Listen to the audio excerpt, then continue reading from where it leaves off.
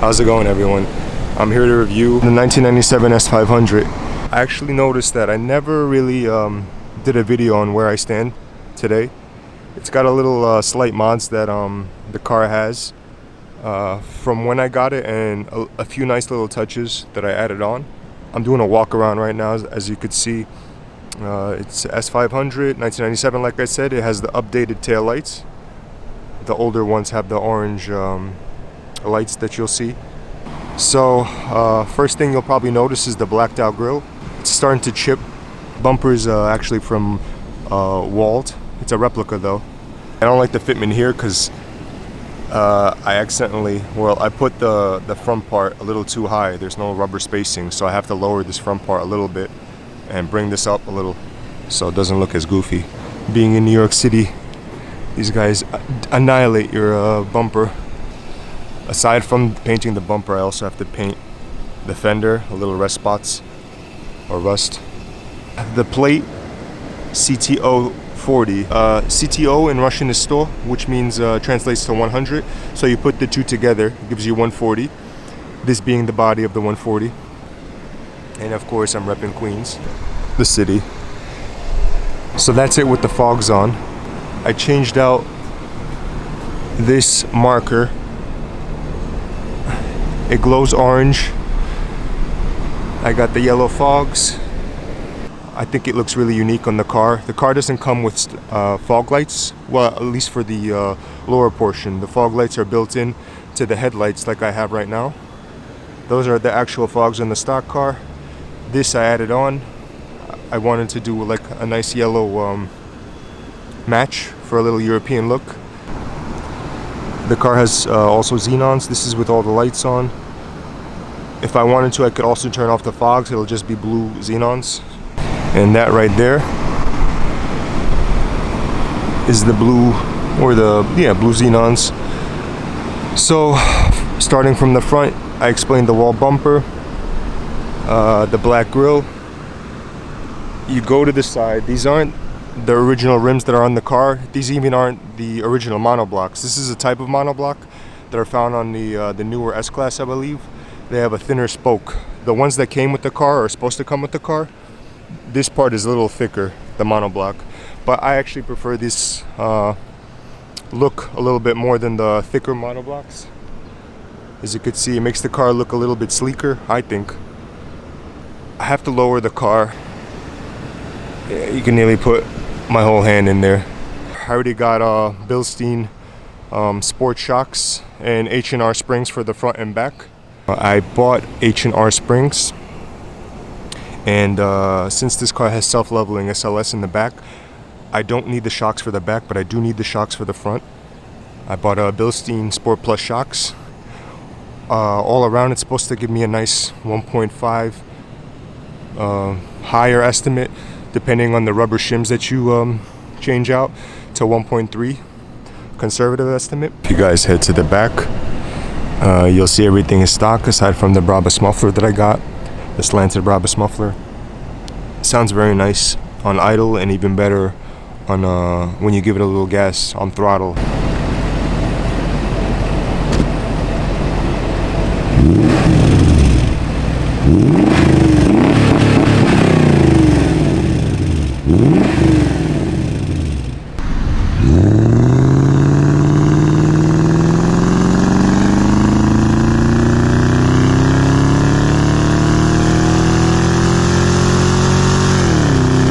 Almost like an AMG, the old E63 I had, the 6.2 liter.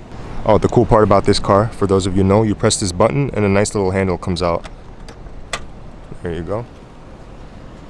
I got the European hazard light, or hazard signal, for when you want to change your tire. Pardon the mess in the back. Here are the H&R springs that I got. Don't mind that. It is still for sale, but as I put more in, I don't really want to sell it anymore. It's an old logo. So here are the springs.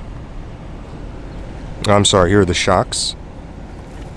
And of course, the H&R springs. A set of 4. 1, 2, 3, 4. The front Bilstein shocks. They are Sport Plus, so like I said, I'm gonna do a video of a before and after probably. The back windshield tinted limo. The sides I have clear because I want everyone to see and I don't want any trouble. The back has plenty of space. Plenty of space. I'm 6 foot and I keep the seat very comfortably to the back as a driver, and there's plenty of space there. Look at that. Plenty of space. The seats are in pretty good condition. No real tears. So here's what it's like sitting in the back of the car. We have the aftermarket steering wheel that I got off of eBay from Lithuania. The folks did a pretty good job there. The original one had leather wrapped all around it. I thought that the wood is a nice touch, especially when you're coming up on the car. From the outside, all you see is like the wood grain peeking out a little bit above the speedo. What else do I have? I have a dash cam. You have to have a dash cam in New York City or anywhere just to protect yourself on the roads. God forbid you get in a situation that requires video footage. That one automatically turns on when I start the car on. Some cars don't have that option. By some cars I mean not the S-Class, but other maybe American cars, Japanese cars, even German cars. There's a way to hotwire it. This one, unfortunately, you don't have to touch anything. The cigarette lighter automatically turns off when the car is off. To that little thing, let me see if I could show you guys. That little adapter for the 2 USBs is a lifesaver. Shout out to my girlfriend Kiara. I didn't even know these existed. So I could plug in from both sides and this thing doesn't get in the way. The shifter, I used to have the old USB that would be really low and I couldn't really put my thing in park. The left and right USB parts don't block the shifter. The right side connects to the dash cam, necessity, like I said, and the left side connects to the charger or holder. This car doesn't have GPS, so I rely on Waze or Google Maps or other forms of map navigation. I have also the phone connected through a Bluetooth adapter. You can't tell because I hid the adapter behind the CD tray, and with doing that I disconnected the CD tray function, so I don't really have a CD player anymore, but I do have Bluetooth. I could connect it to Spotify, to any streaming radio, and I also have hands-free calling, and I discreetly wired the mic. This, unfortunately I couldn't get the original one wired. I don't know how to touch that one, but mine is right here. It's like you couldn't even tell I was on the hands-free calling. What else can I tell you about the inside? It's got the nice little vanity mirrors. All the lights work. It's my camera, it's me. The first thing that people notice, of course, are the curtains. I also have the AMG pedals. Can you see it? Yeah, you could see it. The AMG pedals, nice little touch with the all-season rubber mats, so you can't see it too much. Let me bring down the windows. Auto functions.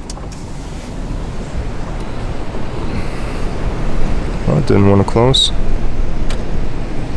Soft close. Here are the curtains. They do open up. I could open up for you. It's on Velcro.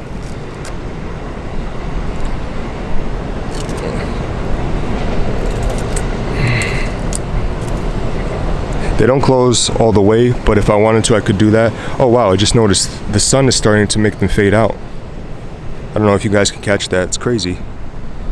It's got like a double color to it. Yep, the sun's starting to fade them out.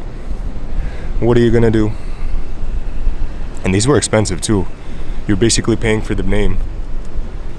Oh well. But all in all, I really like this car. I'm really proud of it. There's a little bit that I have to do. Little touch-ups here and there. Fix the front suspension. And it'll be where I want it to be. And I'm actually in the process of getting a chrome S600 grille. I think it'll look nice on the car with a nice little flagpole to the left side. It'll also help me judge the distance, like a parking sensor or parking pole. And that's the car. Like I said, I'm going to be doing a few updates on the car, video updates. The next one being with the suspension tuned up. So we'll see you back then.